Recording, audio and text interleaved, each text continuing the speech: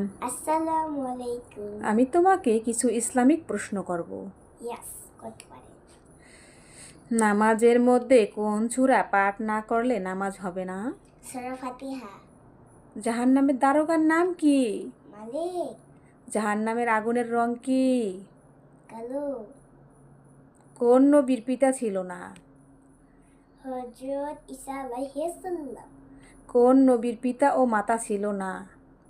হযরত আদম আলাইহিস সালাম। কোন সাহাবা যে রাস্তায় যেত সে রাস্তায় শয়তান যেত না?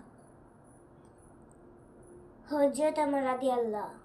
ইসলামের প্রথম খলিফা কে? হযরত আবু বকর সিদ্দিক রাদিয়াল্লাহু। কোরআন শরীফে মোট কতটি সূরা আছে?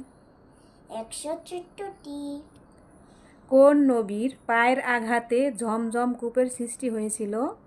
হযরত ইসমাঈল আলাইহিস সালাম।